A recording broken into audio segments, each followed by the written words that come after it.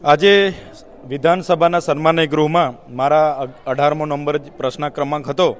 એમાં પાડલિયામાં જે ત્યાંના આદિવાસી લોકો સાથે જે પોલીસ અને વન વિભાગ ત્યાં જે ડિમોલેશન કરવા માટે ગયા અને જે ઘર્ષણ થયું, તો મેં એમને પૂછ્યું હતું કે વનીકરણની પ્રક્રિયાને લઈને પોલીસ અને જે ઘર્ષણ થયું એમાં કેટલા કર્મચારીઓ અને વાહનોને ગૃહ વિભાગ દ્વારા ફાળવણી કરવામાં આવી હતી। તો એમના ગૃહ વિભાગ દ્વારા જણાવવામાં આવ્યું કે 2 સરકારી વાહનોની ફાળવણી કરી હતી અને 30 પોલીસ અધિકારીઓ ફાળવણી કરી હતી। એમાં કેટલા લોકો ઈજા હતા? તો કે 17 લોકો પોલીસવાળા ઈજા હતા। એમાં ટીયર ગેસ કેટલા છોડવામાં આવ્યા? તો એમનો જવાબ આપ્યો છે કે 14 જેટલા ટીયર ગેસના સેલ છોડવામાં આવ્યા। હવે પાડલિયા એ તો સેન્ચ્યુરી એરિયામાં ગામ આવે છે, ત્યાં વાઇલ્ડ લાઈફ એક્ટ પણ લાગુ છે। ત્યાં તમે આ રીતના ટીયર ગેસ છોડો એ વાઇલ્ડ લાઈફ એક્ટનો ભંગ છે। અને બીજું કે ત્યાં તો એવી કેવી સરકારી પ્રોપર્ટીને નુકસાન થવાનું હતું કે તમે લાઠીચાર્જ કર્યો અને ત્યાંની માહિતી મુજબ 50 રાઉન્ડ ફાયરિંગ પણ ત્યાં થયું હતું, એવા ગામ લોકોના કહેવા મુજબ।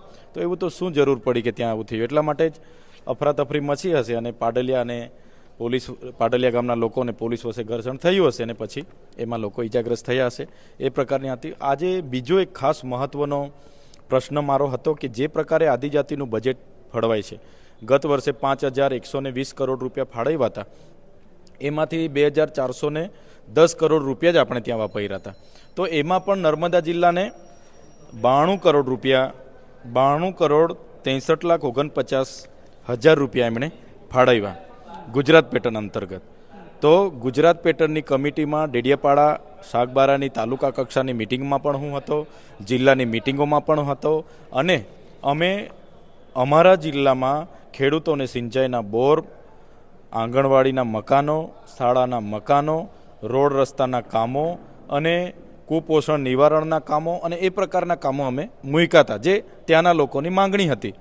ત્યાંના ગામ સભાના ઠરાવો મુજબ, તાલુકા જિલ્લાના સભ્યના માંગણી મુજબ અમે એ આયોજન મૂક્યું હતું।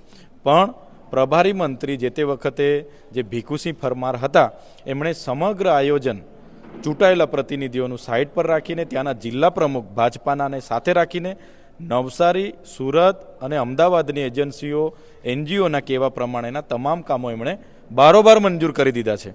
આ કૌભાંડનું ખૂબ મોટું દાખલો છે। આપણે વિચારીએ છીએ કે આઝાદીના 78 વર્ષ પછી કેમ આદિવાસીઓનો વિકાસ નથી થતો, કેમ કુપોષણથી પીડાય છે, કેમ સિકલ સેલથી પીડાય છે, કેમ આંગણવાડીઓ નહીં હશે, કેમ શાળાઓ નહીં હશે? પણ જે બજેટ આવે છે એ બજેટ આદિજાતિ લોકોના બાળકોના પેટમાં નથી જતું।